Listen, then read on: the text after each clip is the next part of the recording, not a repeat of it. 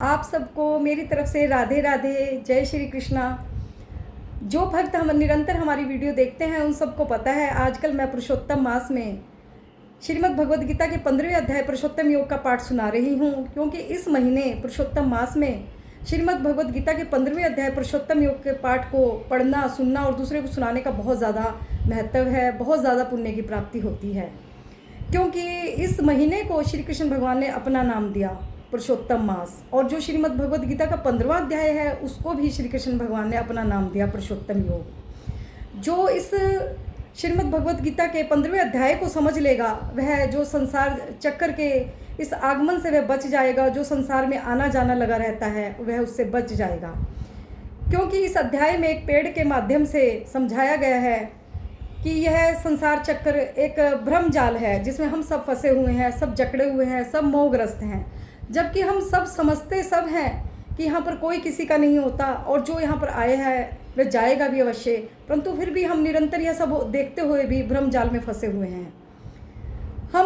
हम सोचते हैं कि पहले भगवान हमें मोह में फंसाते हैं, फिर हमें मोह से निकालने की बात करते हैं, परंतु यहाँ पर हम आपको ये एक बात बता दें, भगवान ने किसी को मोह जाल में नहीं फंसाया। क्योंकि जो आप पिछले जन्मों में जो भी कोई कर्म करते हो उसी कर्मों के आधार पर आपको अपने सगे संबंधी मिलते हैं, परिवार मिलते हैं, रिश्तेदार मिलते हैं, पड़ोसी मिलते हैं, और आप अपने ही स्वार्थवश कहीं ना कहीं मोह में फंसे होते हैं।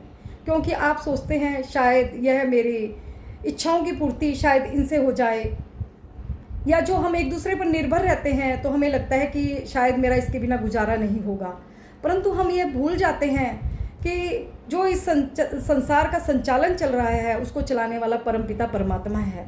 किसी के आने से जाने से कोई फ़र्क नहीं पड़ता, कोई सृष्टि किसी के आने जाने से नहीं रुकती। यदि किसी के परिवार के किसी सदस्य की मृत्यु भी हो जाए और वह सोचते हैं कि अब गुजारा कैसे होगा, परंतु सबका पालनहार परमपिता परमात्मा है, और यही इस अध्याय में समझाने का प्रयास किया गया है।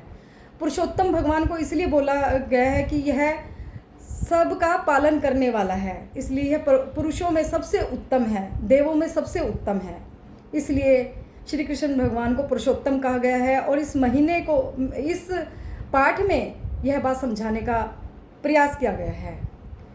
फिर इसमें बताया गया है कि जो मनुष्य की योनि है वह सारी योनियों में सबसे दुर्लभ है। देवता भी मनुष्य की योनि पाने के लिए तरसते हैं, क्योंकि और योनि भोग के लिए बनी है, परंतु जो मनुष्य योनि है वह कर्म करने के लिए बनी है, तपस्या करने के लिए बनी है। क्योंकि हम अपने कर्मों के आधार पर, तपस्या के आधार पर कोई भी पद प्राप्त कर सकते हैं, हम किसी भी देवता के स्थान पर पहुंच सकते हैं। हम चाहे तो हम इंद्र भी बन सकते हैं, हम ब्रह्मा भी बन सकते हैं, क्योंकि यह एक पद है और इस मनुष्य अपने कर्मों के द्वारा, अपनी तपस्या के द्वारा वहाँ तक पहुँच सकता है। और इससे भी ऊपर फिर एक भगवान का परम धाम है। परम धाम के बारे में बहुत से लोगों ने सुना होगा कि भगवान का एक परम धाम है, परंतु उस परम धाम तक कैसे पहुंचा जा सकता है और वह कैसा होता है, आज मैं उसके बारे में बताऊंगी। परम धाम श्री कृष्ण भगवान का स्थान है और वह स्वयं ही प्रकाशित होता है, और लोगों को तो सूर्य, चंद्रमा और अग्नि प्रकाशित करती है, परंतु वह एक ऐसा स्थान है जो स्वयं ही प्रकाशित होता है। और वहाँ पर जो भक्त वहाँ तक पहुँच जाते हैं, फिर ना तो उन्हें मृत्यु है, ना उन्हें बुढ़ापा है, ना कोई बीमारी है, ना कोई गरीबी है। वहाँ पर उनको एक सुंदर शरीर प्राप्त होता है, वह देखने में श्री कृष्ण भगवान जैसा शरीर लगता है, क्योंकि भगवान अपने भक्तों को अपना ही स्वरूप प्रदान कर देते हैं। और जब भक्त वहाँ पर परम धाम में पहुँच जाता है, फिर वह वापस लौटकर इस मृत्यु लोक में कभी वापस नहीं आता। फिर वह परम धाम में रहकर भगवान की दिव्य सेवाएं करते हैं, वह दिव्य रूप वाले हो जाते हैं, और जो उनकी इच्छा होती है वह स्वतः ही पूरी हो जाती है। और शास्त्रों में ऐसा भी लिखा हुआ है कि वहाँ पर जो भक्त पहुँच जाते हैं फिर वहाँ उनको घूमने फिरने के लिए विमान मिलते हैं, और विमान भी रत्नों से जड़े हुए होते हैं। परंतु इस परम धाम तक कोई कोई भक्त ही पहुँच सकता है, कोई करोड़ों में ही ऐसा भक्त होता है जो वहाँ परम धाम तक पहुँच सकता है। जो हमारे अंदर जीवात्मा बैठी है वह उसी परमात्मा का अंश है। परंतु भगवान ने हमें कोई भी कर्म करने के लिए, अच्छा या बुरा कर्म करने के लिए फ्री किया हुआ है। जब इस जीवात्मा के अंदर भगवान को की प्राप्ति की इच्छा उत्पन्न हो जाती है तब भगवान भी उसकी मदद करते हैं, क्योंकि जो एक बार भगवान की शरण में आ जाता है फिर भगवान उसका साथ कभी नहीं छोड़ते। फिर भगवान अपने सच्चे भक्तों की जिम्मेवारी अपने आप अपने ऊपर ले लेते हैं और जो उसकी ज़रूरतें होती हैं भगवान सारी उसकी ज़रूरतें पूरी करते हैं। भगवान यदि अपने भक्त को बहुत ज़्यादा नहीं देते तो भगवान उसको किसी कमी में भी नहीं रहने देते। परंतु कुछ लोग कहते हैं क्या जो भक्ति करते हैं उन्हें यहाँ पर कोई दंड या कोई कर्मों की सज़ा नहीं भोगनी पड़ेगी। कर्मों की सज़ा तो जो आपने पिछले कर्म किए हैं वे भोगने ही पड़ेंगे, परंतु भगवान जो भगवान की शरण में आ जाते हैं भगवान अपने भक्तों को फिर सहन करने की शक्ति भी देते हैं और साथ खड़े होकर उनका वक्त भी कटवाते हैं।